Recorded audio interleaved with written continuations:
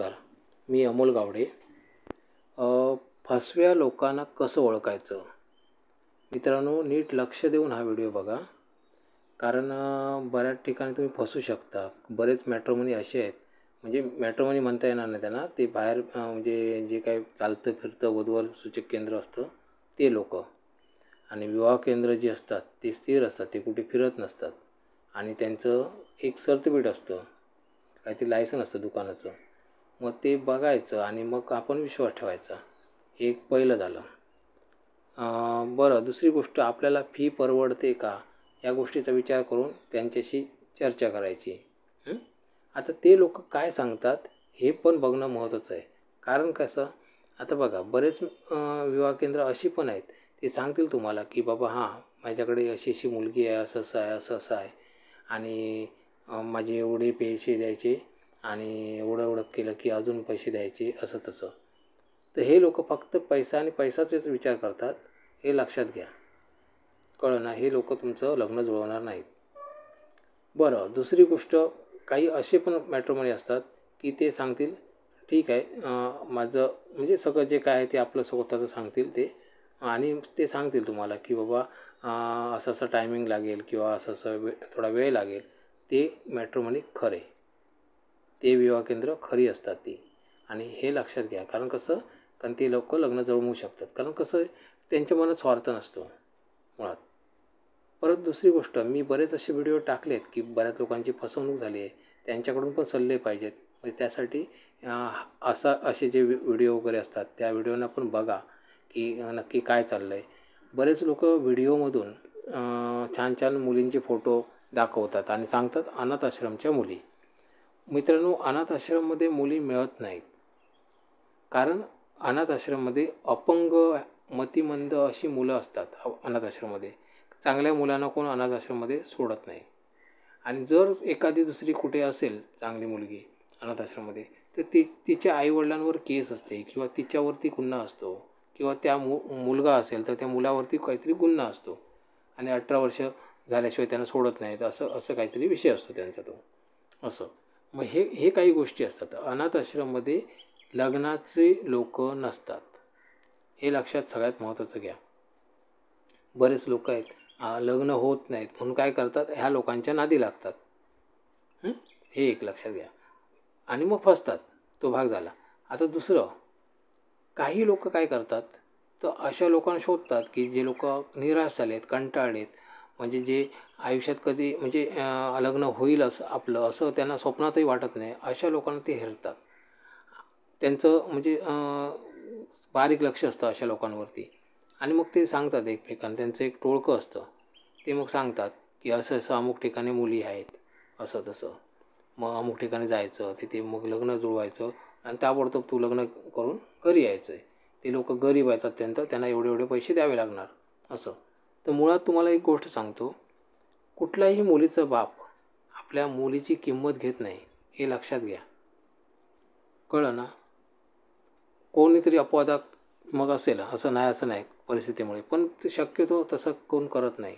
त्याच्यामुळे संशयाने बघा, तिथे संशयानेच बघायचं, हे लक्षात घ्या. कारण कसं, तिथे तुम्ही फसले जाऊ शकता.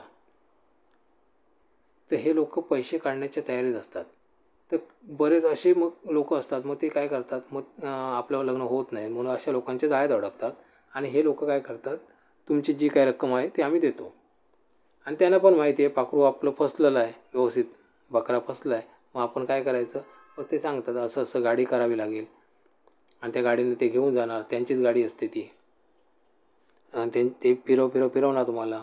त्या फिरवण्यात तुमचं पेट्रोल पण तुमचं जातं, खाण्यापिण्याचा त्यांचा खर्च असतो. दुसरी गोष्ट, ज्या ज्या मुली दाखवणार तुम्हाला त्या मुली चुकीच्या असणार, त्या लग्नाच्या नसणार, हे लक्षात घ्या.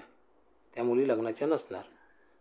तर त्याच्यामुळे कसं, तुम्ही काय करता, चांगले चेहरे दिसल्यामुळे तुम्ही होकार देता त्यांना. आणि होकार दिल्यामुळे काय होता, तुम्ही त्या मध्यस्थाची पैसे देता, जी काही रक्कम ठरली 50,000, 60,000, 1,00,000, 10,00,000, काय ते जे काय असेल ते तुमचं ते देता कर्ज काढून. आणि तुम्ही त्या मुलीला माळ घालता आणि लगेच तिला घेऊन येता. आता तुमचं लग्न लावलं कुठे, एकतर मंदिरात लावलं.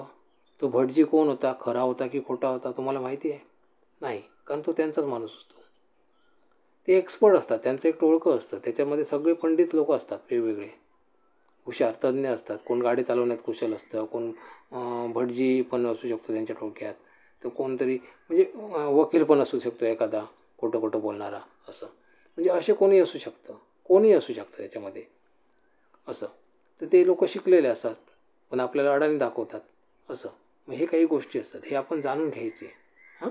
आणि त्याच्यानंतर आता काय होतं, तुमचं लग्न कुठेतरी लावलं, हारबीर घातले आणि तुम्ही त्या मुलीला घेऊन येता गुपचूपपणे, जसं काही चोरी केली असं घेऊन येता.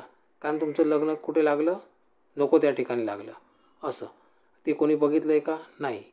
आता दुसरी गोष्ट काय होते, तुम्ही त्या मुलीला आणलं, ती मुलगी लग्नाला म्हणजे योग्य होती का, नाही. आपण पडताळणी केली का, नाही.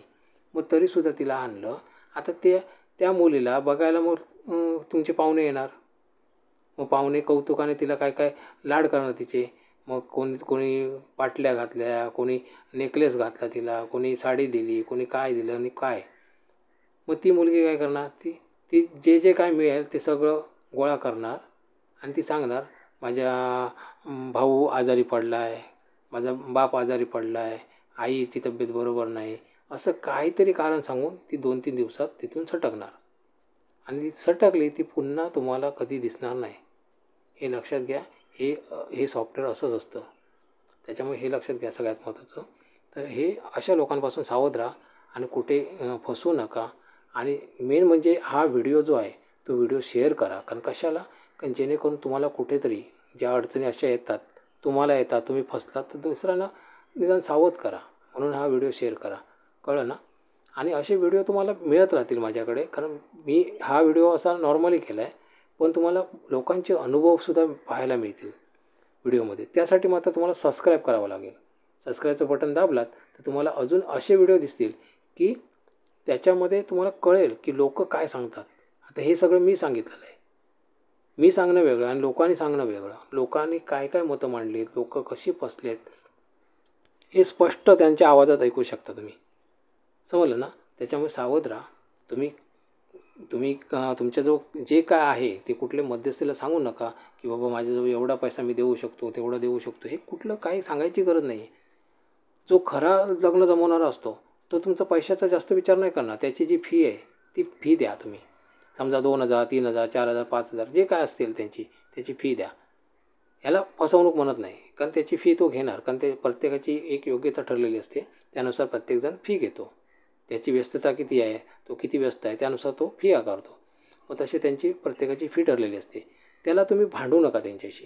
हे सगळ्यात महत्त्वाचं. कारण तुम्ही भांडलात तर काय होतं, समोरच्याचा मूड ऑफ होतो आणि मग ते लग्न ते लोक कंटाळतात जुळवायला.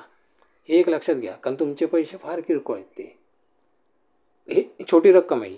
पण जे रकमा मोठ्या असतात, म्हणजे उदाहरणार्थ 50-60,000, 1,00,000, 2,00,000, 3,00,000, 5,00,000 हे ज्या रकमा आहेत, तर हे लोक फक्त टार्गेटनेच विचार करतात. कारण कसं फसवायचं हा विचार करतात आणि तुमच्या गळ्यात कोणाला तरी लोणनं मारतात. कळलं ना. या गोष्टी आहे.